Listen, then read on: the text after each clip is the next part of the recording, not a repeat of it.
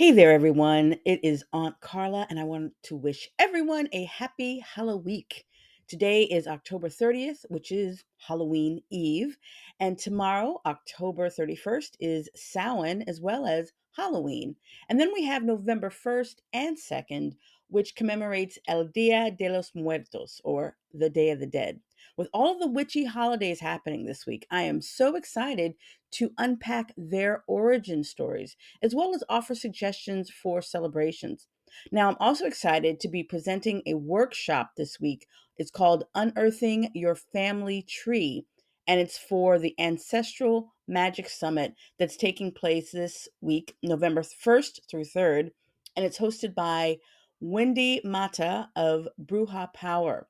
Now, over these 3 days, there will be, I think, about 26 presentations offered by practitioners of various backgrounds. And the best part is that this online event is free. So to get more information and sign up, go to redsoulflower.com/AMS. Welcome to the You Are the Spell podcast with Aunt Carla.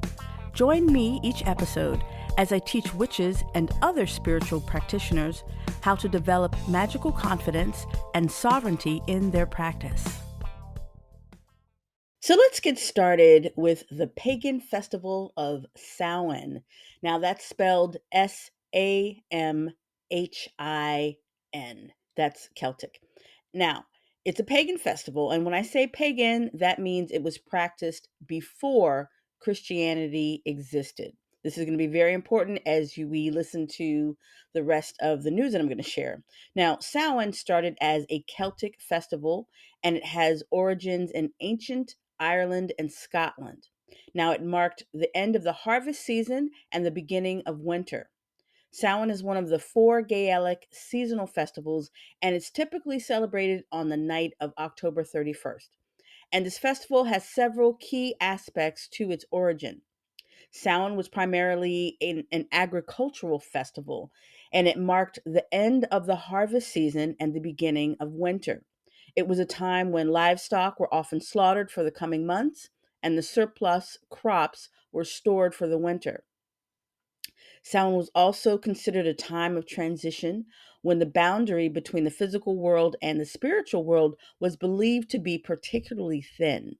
This belief gave rise to various customs and superstitions associated with the dead and other supernatural beings. And the Celts, who celebrated Samhain, they believed that on this night, the spirits of the dead could return to the earthly realm. And as a result, people would light bonfires and wear costumes to ward off any malevolent spirits. So you might be wondering, how are Samhain and Halloween related? Well, I'll tell you. So on May 13th, 609, meaning the month of May in the year 609, that's how far back I'm going here, Pope Boniface the fourth dedicated the Pantheon in Rome to the Virgin Mary. At this point in time, the Pantheon may have been the most important temple in Rome because it wasn't dedicated to one god, but to the 12 gods in the Roman Pantheon. Those gods are Jupiter, Juno, Mars, Mercury, Neptune, Venus, Apollo, Diana, Minerva, Ceres, Vulcan, and Vesta. Any of those sound familiar? And Pan means all, Theo means God. So the Pantheon means that this was a temple where all of these Roman gods were celebrated. Now, stick with me because things are about to get interesting. After removing all traces of the Roman gods and moving in the remains of the martyrs from the Christian catacombs, Pope Boniface IV dedicated this former pagan Roman temple to Saint Mary and the other Christian martyrs. And this date later became known as All Saints' Day. Now, everyone knows the pagans know how to have a good time, and people don't like to give up their festivals. So the Catholic Church wanted to replace or co opt that pagan festival of Samhain. So in the ninth century, All Saints' Day was moved from May 13th to November 1st. All Souls' Day was added on November 2nd to honor the souls of the departed. Now, during medieval times in the British Isles, there was also a tradition of souling that happened around Samhain. Souling is spelled Souling. Poor people, often children, would go door to door. They'd sing songs or say prayers in exchange for soul cakes, which were small, sweet pastries. And these cakes were believed to help the souls of the dead and were meant to be shared with the community. And in return for these soul cakes, the soulers would offer blessings and prayers for the homeowners or deceased family members. Later on in Scotland and Ireland, young people took part in a tradition called guising, like disguise. And they would dress up in costume and they would accept offerings from various households. But rather than pledging to pray for the dead, they would sing a song, they'd recite a poem, or they'd tell a joke, or perform another sort of trick before collecting their treat, which typically consisted of fruit, nuts, or coins. And over time, this tradition evolved into the modern practice of trick or treating, where children dress in costumes and go from house to house asking for treats. And you had with November 1st and 2nd being kind of holy days. Uh the Catholic Church still needed to do something about Samhain because Samhain was very pagan in its origin. So to attract more people to the Catholic Church, October 31st became known as All Hallows Eve. So some of the Celtic and the Christian traditions merged, and Halloween evolved into the holiday that we know today. So, what is the Day of the Dead or El Dia de los Muertos? It's another holiday that happens around this Halloween Samhain time. Well, I'll tell you.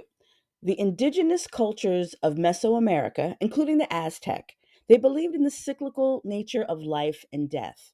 They viewed death not as an end, but as a natural part of the human journey. The dead were thought to continue their existence in the afterlife, and the living maintained a strong connection with their deceased loved ones. Various rituals and festivals were held to honor the dead. Now, the Aztec people in Mexico, they originally celebrated El Dia de los Muertos, or Day of the Dead, with a month long festival. And this festival honored the spirits of dead ancestors and paid tribute to the married god and goddess who ruled the underworld. But interestingly enough, this festival originally took place at the end of July and the beginning of August. After Spain conquered Mexico in 1521, Spanish priests moved the Day of the Dead to coincide with the Christian holiday of All Hallows Eve and Dia de Todos Santos, Day of All Saints Day. And the result is that Mexicans and other cultures now celebrate the Day of the Dead during the first 2 days of November. So, do you see a theme emerging with these dates just moving? We sometimes talk about the time and calendars, the man made construct. Well, when I look back at these historical accounts and realize that people are changing dates all over the place, it really makes you wonder. And after researching this history, I no longer believe the story about the veil being thin at this time of the year. As far as I'm concerned, spirits are present all year round, period. And we can connect with them at all times. Just because the ancient Celts believe that it was just at that time, that doesn't mean it's the truth. I mean, if you go to New Orleans, for example, there are people who can feel that are sensing the presence, and actually not just New Orleans, but there are people sensing the presence of spirits all year round. So I no longer believe that the veil is thin only at this time. I just can't. I no longer agree with that. So in last week's cosmic weather report that I did on YouTube, I did an episode called The Thinning Veil is a Lie." So I broke down the facts from my research. I won't repeat them all here, but there's a lot of stuff. And if you're interested, you can check it out because I've posted the link in the description below so you can check it out for yourself. But the main idea behind the Day of the Dead is that it's a time for connecting with and celebrating your ancestors. One of the central features of Dia de los Muertos is the creation of ofrendas, meaning altars, in homes and cemeteries. These ofrendas are adorned with candles, marigolds, sugar skulls, pan de muerto, which is bread of the god, food, beverages, and items that were significant to the deceased. The ofrendas serve as a way to welcome the spirits of the deceased back to the world of the living and to offer them the essence of the items displayed. And the use of calaveras, which are skulls, and calacas, which are skeletons, in art and decoration is a distinctive feature of Dia de los Muertos. These are often depicted in colorful and festive ways as they symbolize the joyful remembrance of the dead rather than the fear of death. And marigold flowers, known as cempasúchil or flor de muerto, are used to decorate the altars and graves. Their vibrant orange and yellow colors are believed to guide the spirits of the deceased to the ofrendas. So today, Dia de los Muertos is celebrated not only in Mexico, but also in various other countries, especially in areas with significant Mexican immigrant communities. And I think a lot of other people have also taken on these traditions, especially like with the animated movie Coco. I watch that movie and I just cry every time. It's such a beautiful story. I have friends who play Coco every year with other friends in order to create another tradition for Dia de los Muertos. So this holiday has become a rich cultural tradition as it blends indigenous beliefs and Christian influences, emphasizing the importance of remembering and celebrating the lives of the departed rather than just mourning their passing. So again, I want to remind you that I'm going to be teaching a presentation called Unearthing Your Family, what's it called? Unearthing Your Family Tree. There you go. For the Ancestral Magic Summit, and that's happening November 1st through 3rd, hosted by Wendy Mata of Bruja Power. And there's going to be not just me, but there's going to be like, I think, 25 other presentations. And it's free. It's free. And I think it's going to be very cool. There are definitely some other presentations that I want to check out. So if you want to check it out as well, go to redsoulflower.com/AMS. All right. So now I want to talk about how to celebrate Samhain. I know that I have a lot of different witchy practitioners listening, and maybe you are new to practicing, or maybe you just want to try something different, or maybe you're tapping into the witch's year. So let's talk about it. Samhain is actually considered to be the witch's new year. So this is a great time to reconnect with your practice. And you can do this by releasing the past, setting intentions for the future, and embracing the mysteries of the spiritual world. Now, not everyone calls it or celebrates Witch's New Year, but with all of the witchy vibes going on, this is a really great time to reconnect with your practice. So, Samhain is a time to perform rituals and ceremonies that reflect the changing of the seasons, celebrate the cycles of life, and connect with the spirit world. And these rituals may include lighting bonfires, honoring and connecting to ancestors, conducting divination, and reflecting on personal growth and transformation.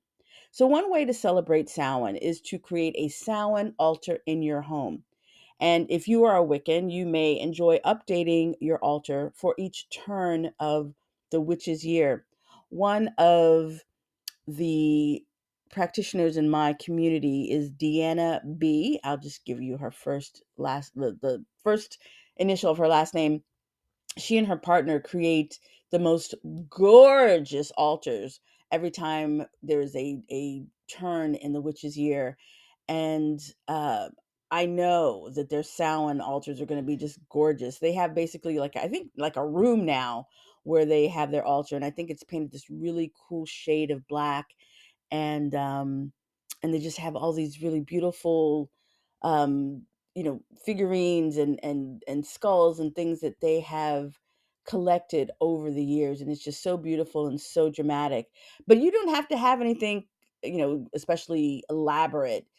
But here I do have some correspondences that you might want to try if you do want to try your hand at creating an altar for Samhain or Halloween. Here's one way you can do that. So you can start with the colors. The colors that are associated with Samhain are black, orange, and red. Black represents the end of the old year and the beginning of the new one, as well as the mysteries of the unknown. Orange symbolizes the autumn harvest, warmth, and the changing leaves. And red represents the element of fire, and it can be associated with the hearth and ancestors' spirits. All right, another correspondence are herbs and plants. I myself have I have some herbs that I want to harvest from my garden. I can't believe it; it's still hanging, but they're still living. So I need to bring them in and celebrate uh, Samhain slash Halloween slash Day of the Dead with those things. So the herbs and plants that are associated with Samhain are sage, rosemary, mugwort, apple, and pumpkins. Because if you notice, these are also plants and herbs that are still around at this time. They are still um, that they are in season. Sage is used for purification and protection, as well as for communicating with spirits. FYI, sage is sacred to Jupiter. Rosemary, it represents remembrance and can be used to honor deceased loved ones. I can't. I know rosemary is fire. Mugwort is let's see, it's related to Venus, I believe. It's believed to enhance psychic abilities and aid in divination. The apple is associated with the harvest and the other world where spirits reside. And pumpkins symbolize the harvest and are often carved into jack-o'-lanterns. Of course, you're seeing jack-o'-lanterns all over the place right now, aren't you? So, crystals and gemstones that you can also incorporate in your practices are smoky quartz, black obsidian, bloodstone, and amethyst. Smoky quartz is used for grounding and protection during spiritual work. Black obsidian offers protection from negativity and it enhances scrying. That's a divination type. Bloodstone, it enhances divination and helps connect with ancestors.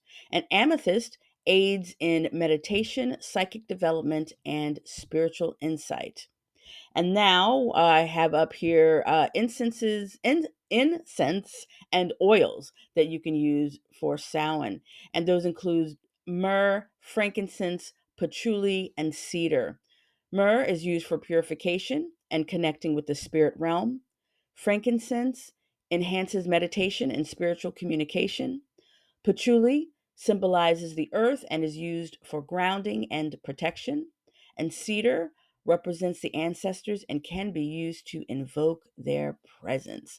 So if you are thinking about creating some kind of Samhain altar, you can pick and choose different natural elements that are associated with Samhain.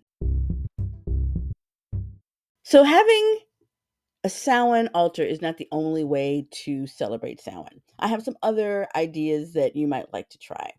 So, other ways to celebrate Samhain include divination. This is an excellent time for divination. You can use tools like tarot cards, scrying mirrors, pendulums, or runes to gain insights into the coming year or communicate with the spirit world.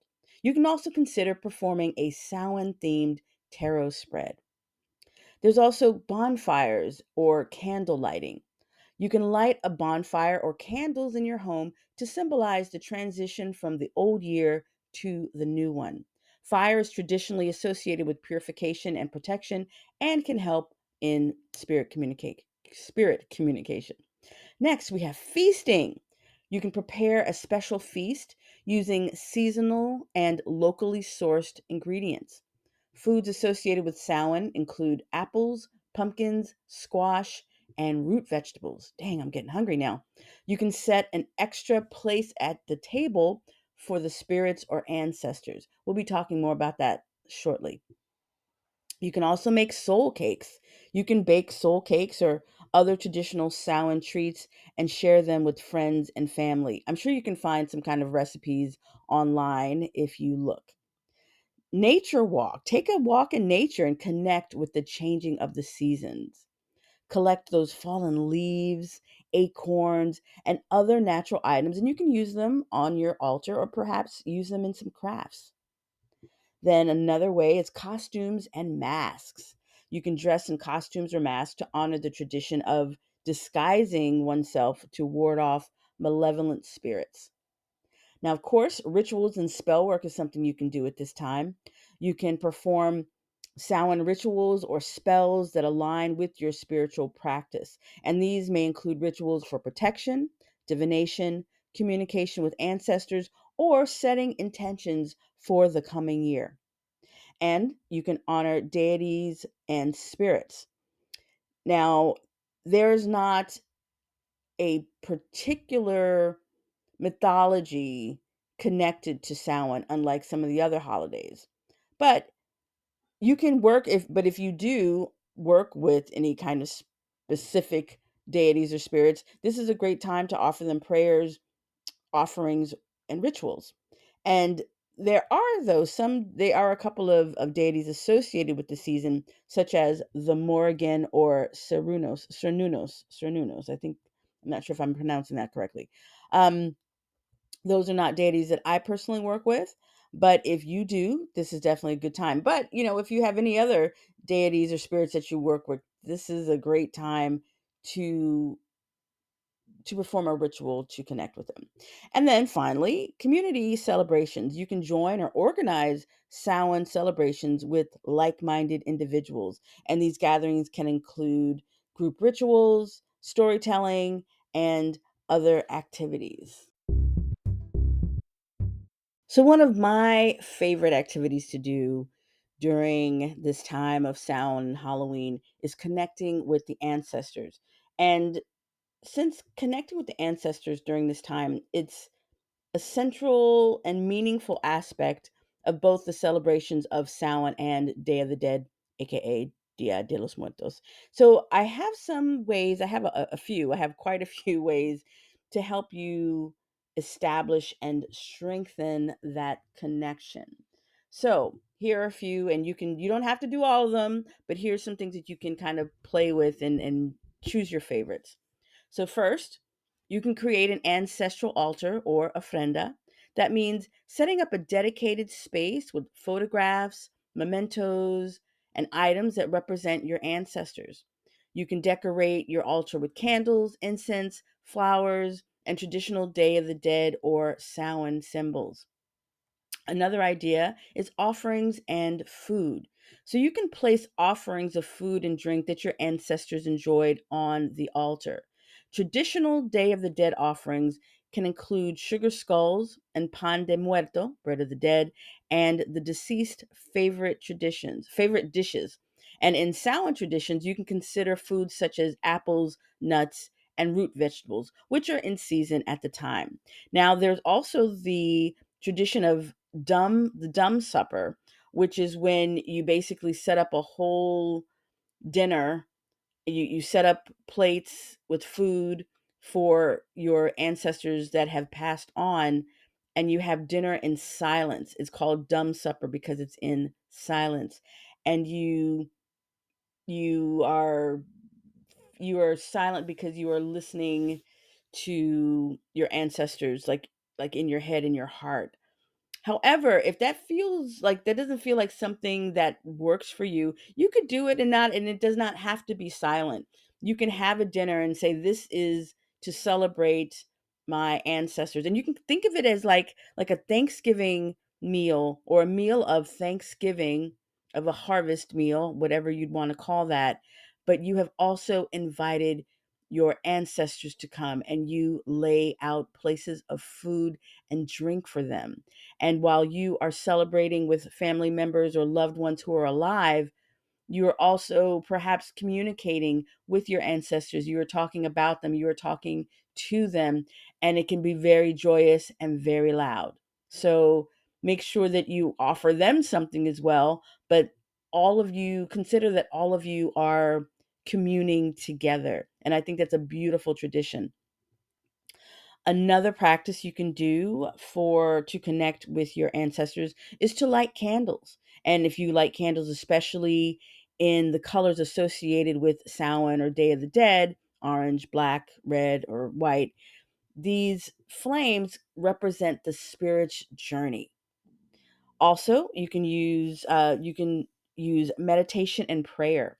So you spend time in quiet contemplation or meditation. Focus on your ancestors. Share stories, express gratitude, or simply talk to them in your thoughts or aloud. You can also recite prayers or incantations to invite their presence. Another thing you can do is ancestral stories. You can share stories and anecdotes about your ancestors with family and friends. And this keeps their memory alive and connects and creates a connection with the living.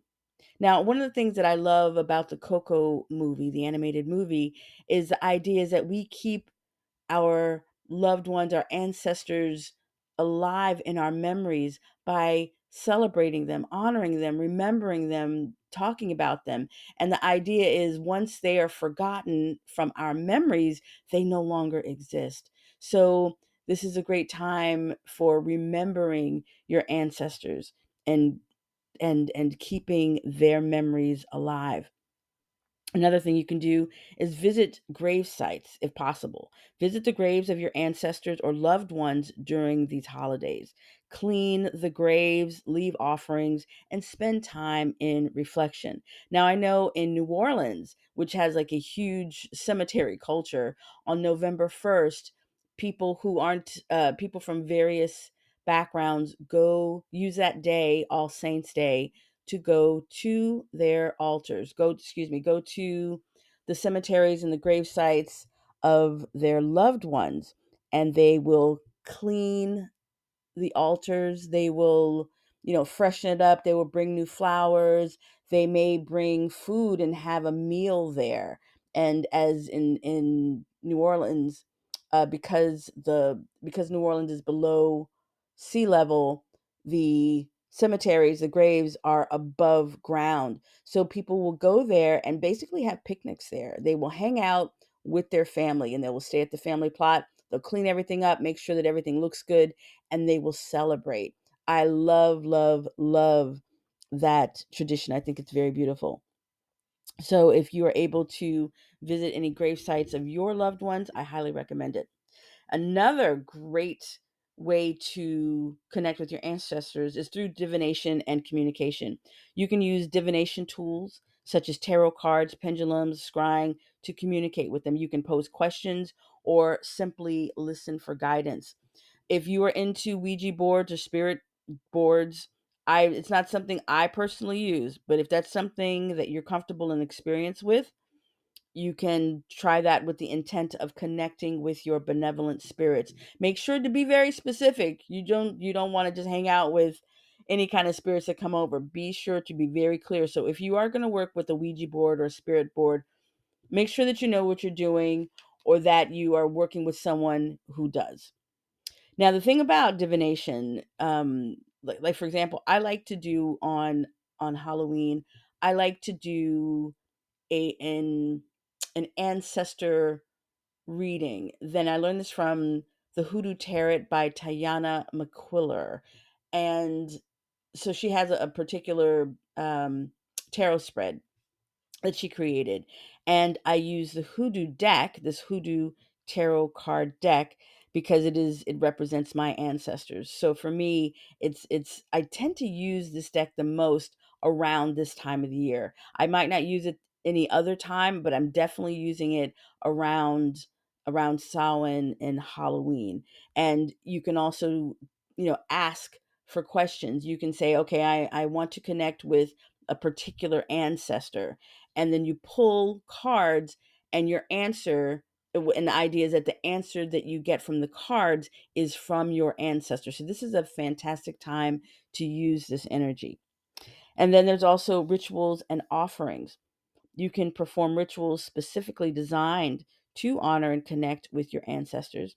This may involve calling on their names, asking for their guidance, or just expressing your love and respect. Also, like a spiritual bath would be good. I remember times doing a spiritual bath before I even knew what I was doing, and I would like call on all my ancestors, if I was going through something, and I did this any time of the year. I would start calling names of everyone that I could possibly think of. I just call names like, "Will you please help me?" Or just call them in, and then I'd be like, okay, who else is out there who means me well, who's related to me? I'm calling on your help as well, because if I didn't know your name, I'm still calling on you. Thank you very much, please, and thank you. All right. Also, attending community events. If you have one in your community, whether that is online or in person, you can participate in local Day of the Dead or Samhain celebrations and join in the communal rituals and offerings. And these events offer a powerful sense of connection with a wider community, because it's not just you reaching out to your ancestors, but you and another group of people also reaching out to your ancestors as a whole. And that can be very, very powerful. Also, arts and crafts. We got to have some arts and crafts. You can create artwork, crafts, personal tributes in honor of your ancestors. You might paint, draw, or craft items that hold significance for you and your lineage. I'm all about the arts and crafts, right? Yeah, okay. Your journal. If are you working with some kind of book of shadows or grimoire or something? Maintain a journal or diary to record your thoughts, experiences, and messages received during your interactions with your ancestors. And of course, music and dance. You can play music or dance to traditional songs associated with these celebrations, because the rhythm and the melodies can help establish a spiritual connection. Well, what I like to do when it comes to music and dance is, for example, when I am connecting with my parents, I like to choose music from a particular time of their lives, like maybe when they were getting married or something. I look for, okay, I know that they were married in 65, so I pull up like a soul playlist on Spotify or YouTube, and I'll say, play the soul list from this year. Like, what were the soul songs? Because I know that that was a song that they would have known, they would have been dancing to, that they were falling in love with too. And hearing those songs makes me feel very close to them, and I might sing along if I know them or dance, and it makes me feel really good. And it's just another way of connecting with my ancestors that way. And I also have, before I forget, I also have an ancestor contact ritual masterclass, if that is something that appeals to you. If you have never connected with your ancestors before, you can take this masterclass and learn how to create your own method. So it's a basic prayer, but you can modify it, customize it the way you like. And you can get that at, let's see, where do I have that at? redsoulflower.com/ancestor. Easy enough. I'll also have the link down below in the description. Okay, so before I go, I want to remind you that I will be presenting a workshop, Unearthing Your Family Tree, for the Ancestral Magic Summit, November 1st through 3rd. And it's hosted by Wendy Mata of Bruja Power. And over these 3 days, there will be about 26 presentations offered by practitioners of various backgrounds. And the best part, is that this event is free. Free. Free. So for more information and to sign up for the Ancestral Magic Summit, go to redsoulflower.com/AMS. And I'll also have that link in the description. So I hope that has been very helpful for you. And I hope that you enjoy this week, you connect or reconnect with your traditions and possibly your ancestors as well, because you are magic. Thanks for tuning in. Remember to subscribe so that you don't miss an episode. And be sure to tell all your witchy friends. If you have a question or comment, drop me a line at theredsoulflower@gmail.com. That's SOULFLOWER. And I'd love to hear from you. You can also join the Red Soulflower Magic family on Facebook to continue the conversation.